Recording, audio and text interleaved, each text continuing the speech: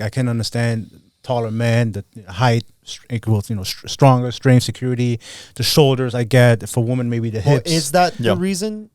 Yeah, I mean, it does seem to be, because we see that height in some cultures is actually negatively associated with hunting ability. It seems to come down to, fighting and protecting ability. It depends on what resources they're gathering, right? So my background is anthropological, even though now I'm working in a psychology department as a PhD student. But yeah, I mean, there are some groups where being taller and larger actually seems to disadvantage you hunting wise, but height is still attractive in some of those groups. Now, we do see some groups where height is considered less important. I don't think there's any culture where like super short males are prized, but there are some cultures where the height preference is less extreme, and there's debate in the literature as to why that is. But I would say that overall, there is a bias in mammals generally, in female mammals generally, towards preferring larger males. But is that perpetrated by also society, by, the music industry, entertainment industry, what we see on social media? Could there be what kind of increases that? Yeah, for sure. I mean, one example of this is dating apps, right? Never before were women able to type in what height they wanted. And so now everyone is like 6 foot or over, or like a 6 foot at least, or I'm not even going on a date, right? But in real life, we all know that that's not how it works, right? Like if you're at a bar or a club, nobody knows exactly what height everyone is. There's no real life. Like a guy who's 5'10" is kind of this. I mean, in person, that really is very similar to 6 foot.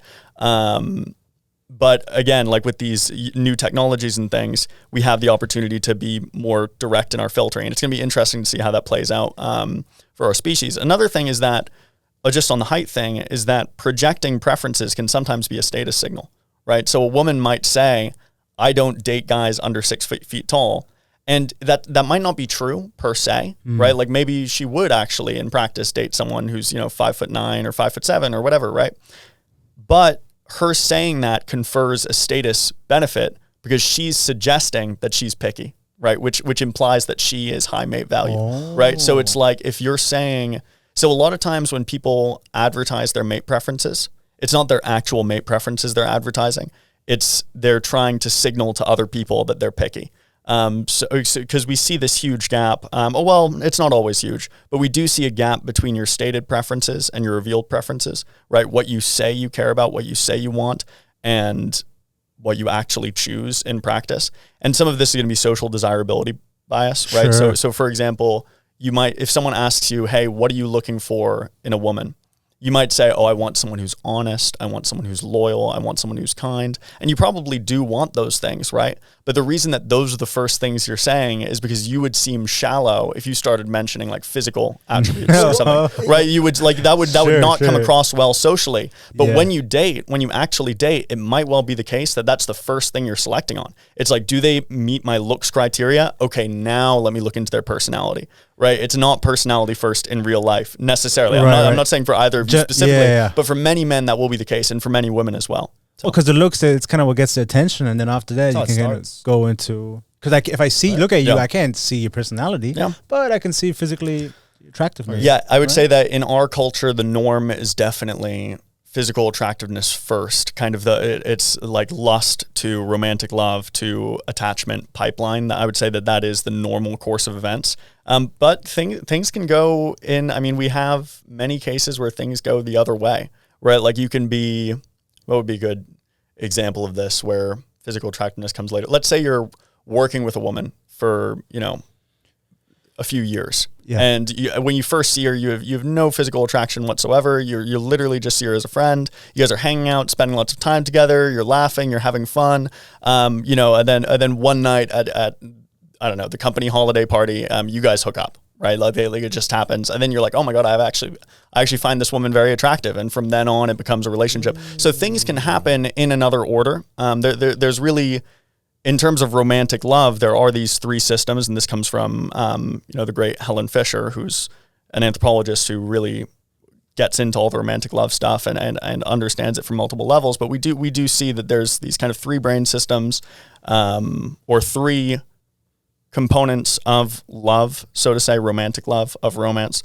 lust, which we all know, attachment, which is like the deep kind of connection that you have after years and years with someone. And then there's that crazy, infatuated, romantic love, those feelings. And it's those three systems. They can come online in any order. But you're right that most of the time it does start with the physical attraction side of things. Right, the physical attraction. I mean, I guess on the topic of height and since we were talking about it, I can understand how it might make more sense for someone who, like if you go to Sweden, the average woman is a lot taller than maybe the average woman in the States, or in Miami, for example. A lot of Hispanics tend to be a little bit shorter.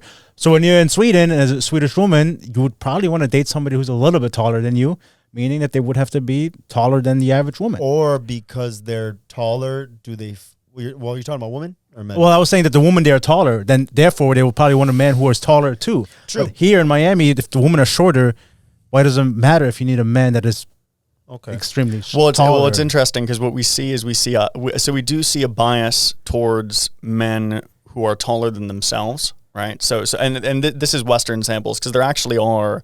I was actually just reading a study on the plane over here today. I think it was the Hadza people or Hadza, where they basically a very small percentage of the women mentioned height as a desirable physical characteristic. So the researchers were like, what do you find attractive? What do you find attractive? And I think only like 1 in 50 women were like, oh, I'd like a guy who's super tall. Whereas again, in Miami, you might and it might be literally 49 out of 50 women who are mentioning height as a desirable characteristic. So we do see this cultural variation. It is important. And sometimes cultural variation, it's undergirded by ecological variation, the same way it would in other animals, right? So maybe there's environmental reasons why you don't want the tallest guy, right? Maybe resources are scarce, for example. Okay. And so a taller guy needs more resources. So that's one hypothesis. Another one would be maybe you're in an environment where being very large actually obstructs hunting ability. And so that man won't be as good of a provider.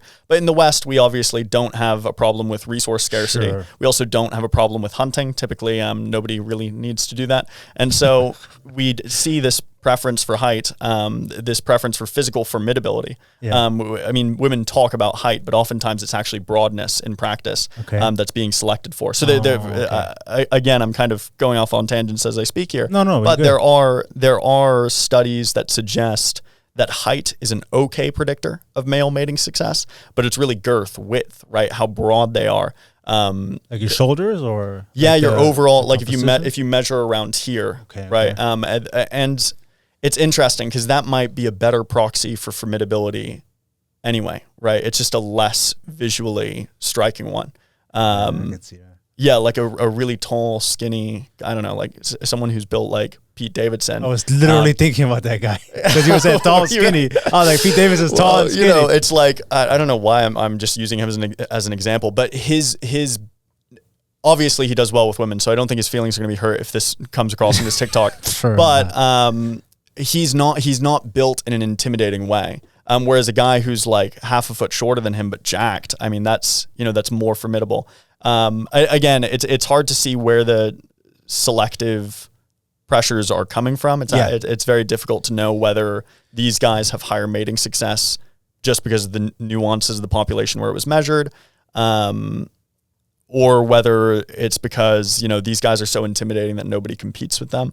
But for whatever reason, we do see an advantage to being formidable. Yeah. But you were asking about height in terms of Sweden versus Miami, right? Like where it made more sense. Yeah. So right? here's what we see.